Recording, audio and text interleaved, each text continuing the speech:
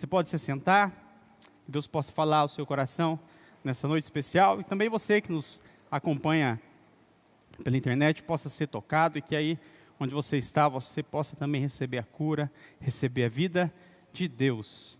Irmãos, 1 Coríntios, primeira carta de Paulo, à igreja de Corinto, no capítulo 13, verso 11, Almeida, revista e atualizada, diz, na verdade esse texto é um clássico, podemos assim dizer, né, dos textos de Paulo, muito conhecido, também até músicas feitas com esse capítulo 13, onde Paulo fala sobre o amor. Eu gostaria, nesse tempo, de ressaltar o verso 11, não está falando sobre aquele amor. Quando eu era menino, eu falava como menino, sentia como menino e pensava como menino. Quando cheguei a ser homem, desisti das coisas próprias de menino. Eu, em 2001, estava em Londrina, em julho de 2001, acampamento Shalom. Conversei com o pastor Juvenal, que era pastor aqui em Dourados, da igreja missionária. Eu nem sonhava vir para Dourados. E eu conversando com ele, eu disse, Juvenal, ele já faleceu. Eu gosto de conversar com pessoas mais velhas, porque eu aprendo com elas. E o Juvenal disse para mim, olhe para as crianças. Olhe para as crianças, você vai aprender muito mais. É outra lição que eu aprendi com ele. E quando nós olhamos para as crianças, nós de fato aprendemos, né? Nos maravilhamos com algumas coisas, e para elas o novo, né? Sempre a primeira vez de algo, isso é bem interessante. E nós estamos tendo a experiência agora, né, com a Eloá, com 3 anos, e várias experiências. E algumas delas, esses tempos, alguns meses atrás, eu fui visitar Érica, Bonamigo. Ela estava grávida de gêmeos, então a Eloá foi comigo e viu aquele barrigão. E ela precisava de oração, eles estavam vindo prematuros. Vamos orar, Eloá, vamos orar. E ela orou, sara o dodói do neném. E aí fomos embora.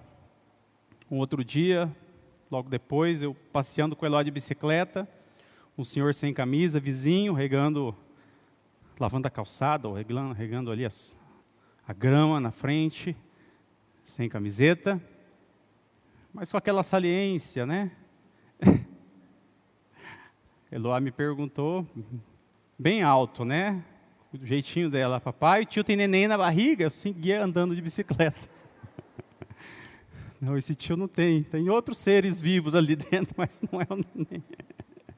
Esses tempos também, a Mariana me contou que estava no mercado e Eloá agora está com essa de ficar reparando nas compras das pessoas.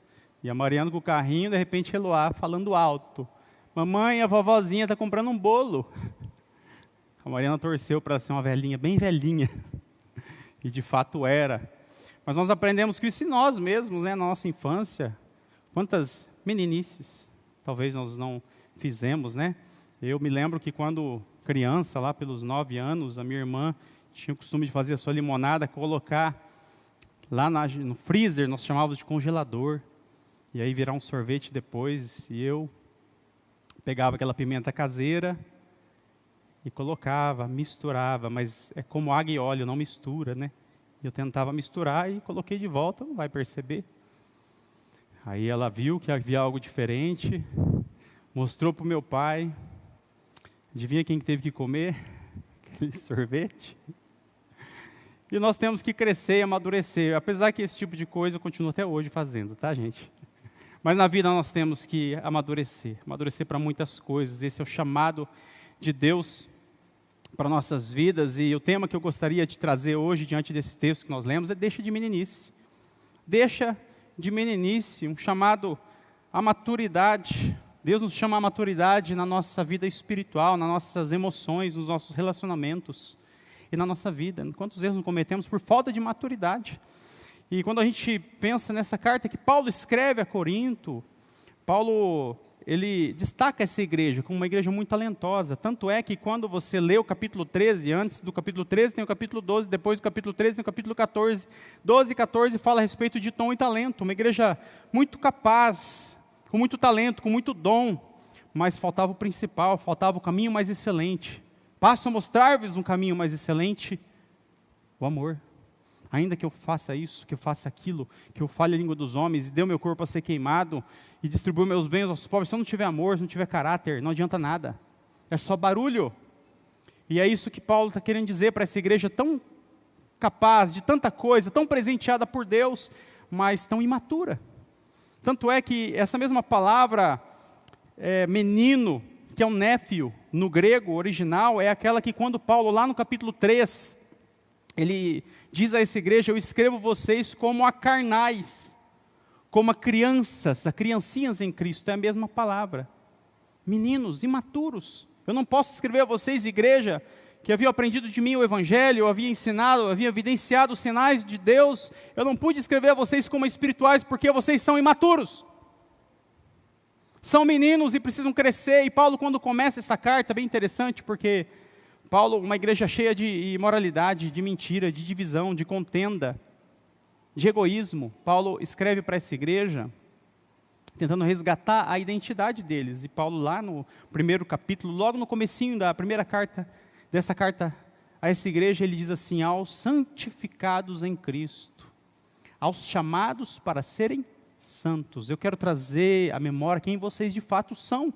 E às vezes nós esquecemos de quem nós somos, e quando nós esquecemos de quem nós somos, nós queremos ser o que os outros querem que nós sejamos.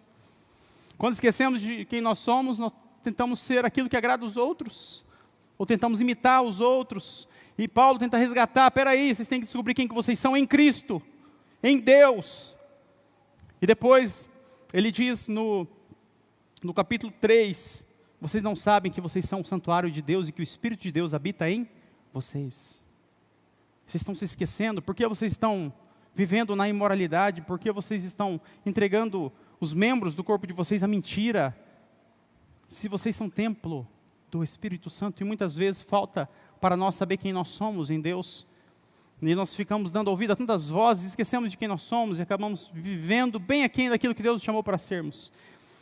E nesse contexto também, essa carta, historicamente falando, Corinto, um centro rico de comércio, uma cidade portuária, que atraía muita gente, de todo o Império Romano, tornando-se uma das cidades mais diversificadas da região. Contudo, havia muita adoração de ídolos no templo. E um dos ídolos, a Afrodite, que eles adoravam ali, tinham rituais nesses templos de prostituição, ou seja, essa igreja estava localizada num lugar muito imoral. Mas na verdade foi de lá que ela saiu, mas estava trazendo alguns costumes imorais para dentro da igreja, tentando andar com Deus e andar no mundo ao mesmo tempo. Como nós ouvimos a Lidiane falando aqui, um pé no mundo, né, e um pé na igreja, e eles estavam vivendo de forma bem aquém daquilo que era o chamado de Deus, imaturidade. E o contexto, como eu disse, desse capítulo 13, é Paulo resgatar vocês a maturidade, ao qual vocês foram chamados a atingir a maturidade, como Paulo diz aos Efésios, a medida da plenitude de Cristo, que Cristo seja formado e revelado em vocês. Que Cristo possa se mostrar através das palavras, dos pensamentos, das expressões, dos sentimentos de vocês. Isso é maturidade cristã. E Deus, Ele te convida a deixar de meninice, em primeiro lugar, no falar. Deixa de meninice no falar. Paulo diz: eu falava como menino. A palavra laléu, no grego, conversar, anunciar, contar, falar. Eu falava como menino. Estudos revelam, pela revista Time, dizendo, né, que as mulheres proferem bem mais palavras que os homens, né? Será? E a revista Time trouxe que 20 mil palavras, média, das mulheres contra 7 mil dos homens. Será verdade? E depois outros estudos mais atuais dizem, tentaram equiparar um pouquinho, que as mulheres são 16.215 palavras contra 15.669 palavras dos homens. Ainda estão na frente, tá? Mas eu quero defender um pouco as mulheres. As mulheres podem até falar mais, mas elas falam mais porque elas falam uma vez para o homem e ele não entende, ele não faz. E aí você tem que falar de novo. E depois falar de novo.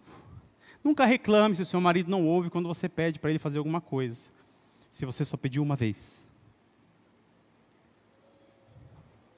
Tá? Se você pediu uma vez, é como se não tivesse pedido nenhuma vez.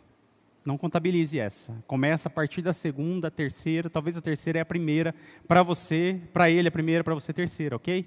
Então acho que por isso ajuda a mulher a falar mais que o homem. Além de que a mulher, ela precisa falar mais para relaxar, para desabafar, né?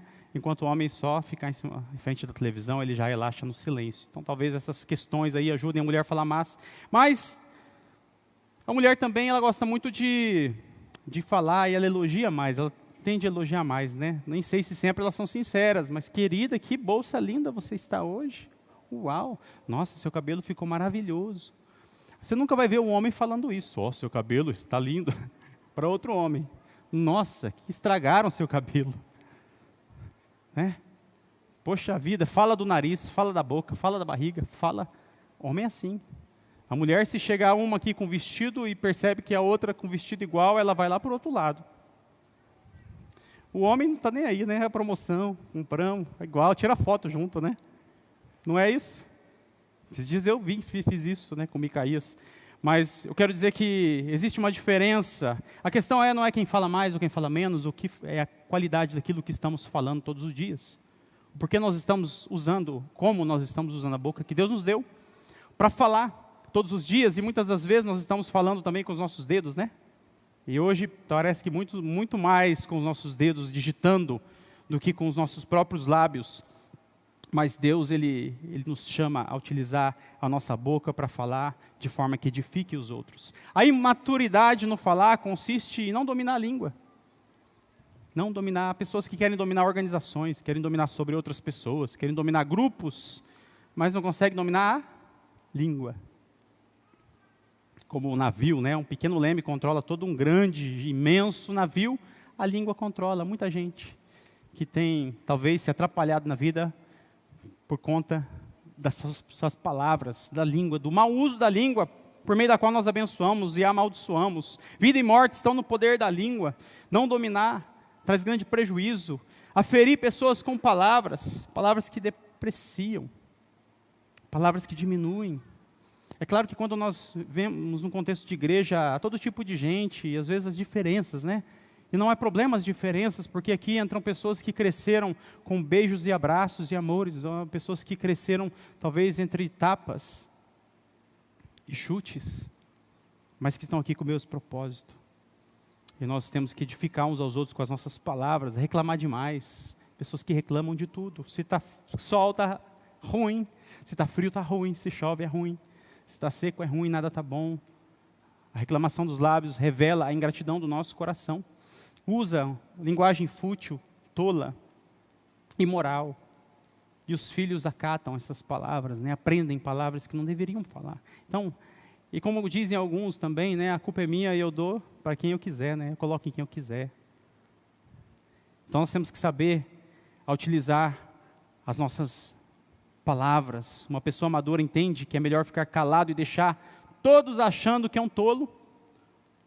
Fique calado e deixe todo mundo pensando que você é um tolo, do que você falar e dar a eles a certeza.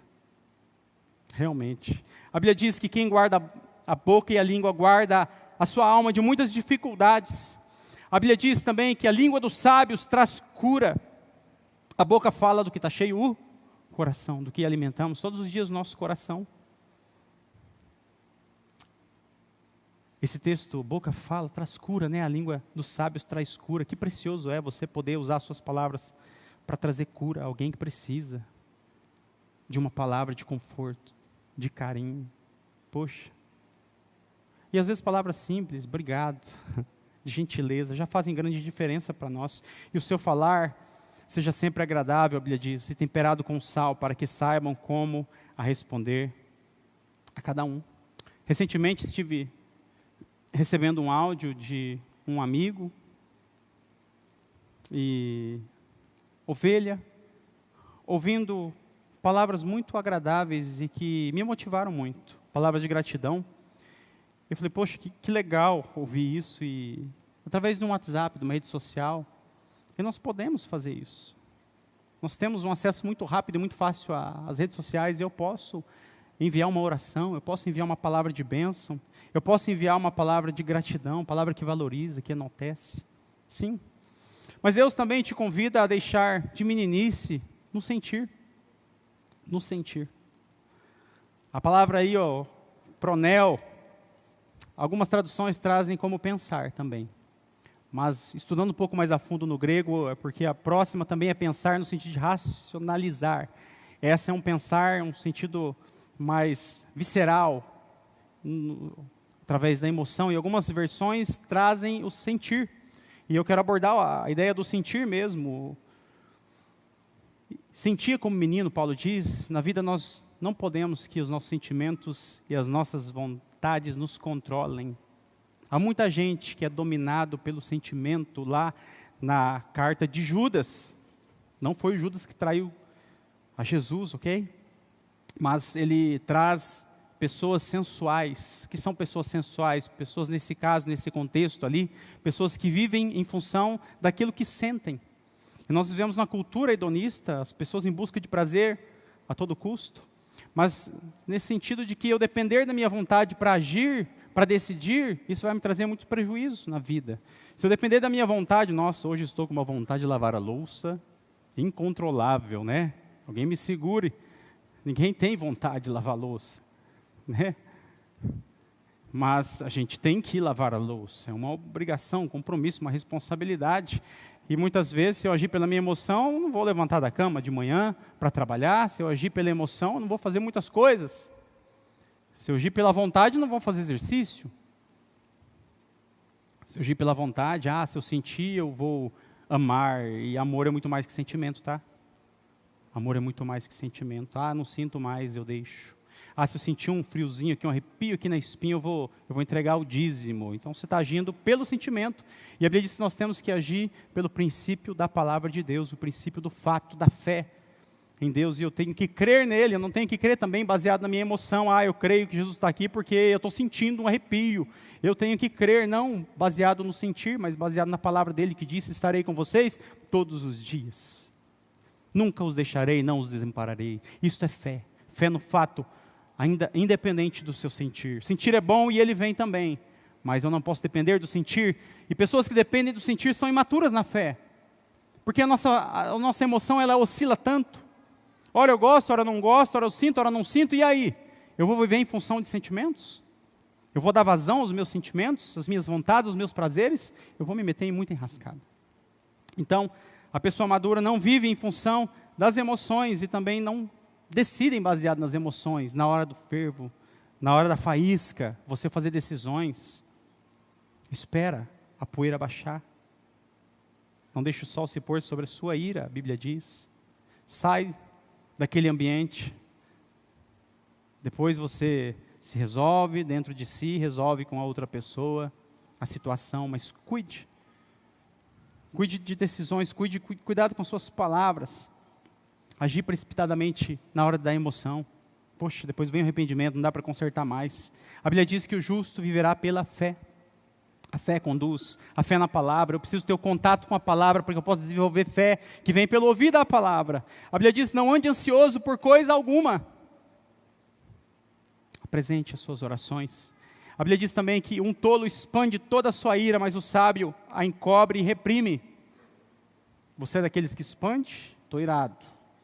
O mundo tem que saber que eu estou irado, eu não vou deixar passar.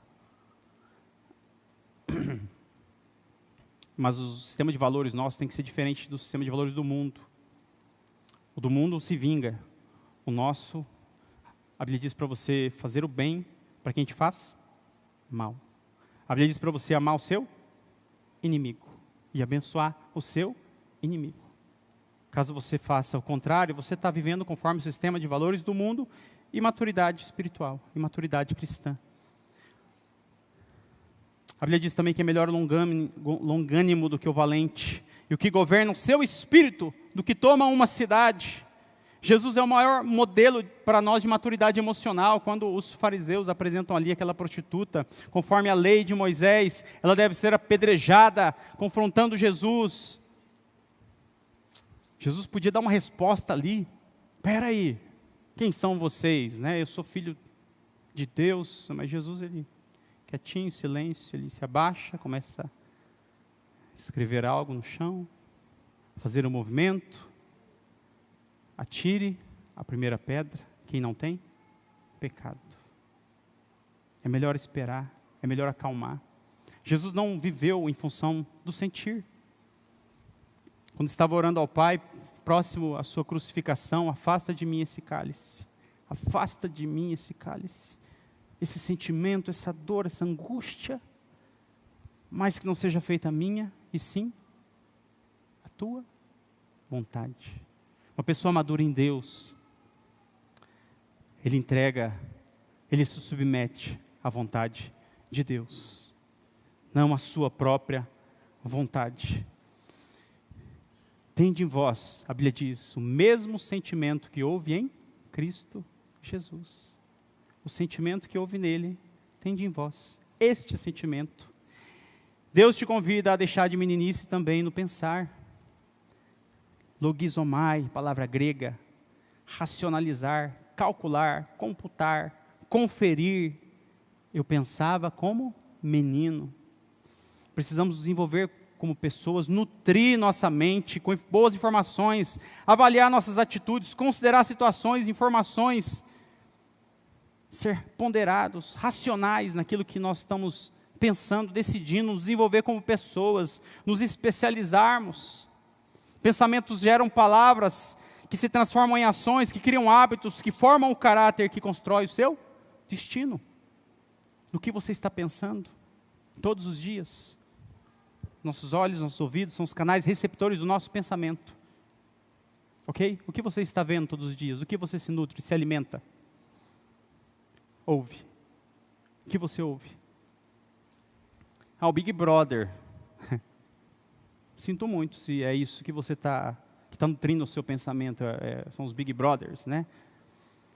Esse tipo de coisa que nutre você. Que tipo de série você assiste? Tem série que está corrompendo o teu lar, a tua mente, os teus valores, as tuas decisões, o teu caráter, o teu destino. Eu prefiro focar na palavra do Senhor. E a palavra, como diz em Salmo 91, que praga alguma entrará na minha tenda. É você que não pode permitir. Então no pensar, gente, a imaturidade no pensar consiste em não ponderar as consequências das suas atitudes, consiste em cultivar pensamentos mundanos. Você pode não impedir que o pássaro passe pela sua cabeça, mas você pode impedir sim que ele faça ninho. Falta de conhecimento, de estrutura, de especialização. Muitas vezes nós vemos jovens, pessoas que recebem dinheirinho extra, ele vai lá e compra o melhor iPhone, o melhor game. Poxa, investe em você. Aprende um idioma, faz um curso, cresce, empreenda, faça algo diferente, mas investe na sua mente, leia um livro por mês que seja, um livro por mês, se esforça, não age conforme a tua vontade, porque senão você vai ficar nos programas, nas mídias sociais. Quantos minutos, quantas páginas você pode ler em 30 minutos? E o que você faz numa rede social em 30 minutos? Temos que pensar, se aprofundar. Os Facebooks, Instagrams, os YouTubers estão falando tanta coisa, e é isso que está, talvez, dando direção para nós, para os nossos jovens, para as nossas vidas. E no aspecto espiritual, a Bíblia diz que o Deus desse século cegou o entendimento dos incrédulos para que lhes não resplandeça a luz do Evangelho da glória de Cristo, que é a imagem de Deus. O Deus desse século é o diabo. Ele cegou o entendimento. O diabo cegou o entendimento dos incrédulos. Eles não conseguem perceber Deus. Eles não conseguem ter conexão com Deus. Eles não conseguem se relacionar com Deus, muito menos ter intimidade com Deus. Porque estão distraídos demais, estão cegos demais, porque o Deus desse século cegou-lhes. E nós temos que pedir para que Deus abra os nossos olhos espirituais, como Paulo coloca aos Efésios, a fim de que eu entenda, eu compreenda a grandeza para o qual eu fui chamado, a gloriosa riqueza da herança dele em mim e a grandeza do poder dele para comigo. É o que Paulo fala aos Efésios. Abre os olhos do nosso coração, Senhor, para que eu possa saber quem eu sou em Cristo, para que eu possa ter maturidade. E nós somos transformados, conforme a Bíblia, pela renovação da mente. A Bíblia diz, mantenha os pensamentos nas coisas do alto e não nas coisas terrenas. A Bíblia diz que nós temos a mente de Cristo. Certa vez um rapaz, menino, cultivava no seu pensamento, menino de Deus, cristão, dentro de uma classe tão não cristã, de pagãos. E ele, cristão, a professora deu uma atividade para eles, uma folha sulfite interessante, falou, olha, vocês têm 20 minutos, 10 minutos de um lado, vocês vão escrever tudo sobre Deus.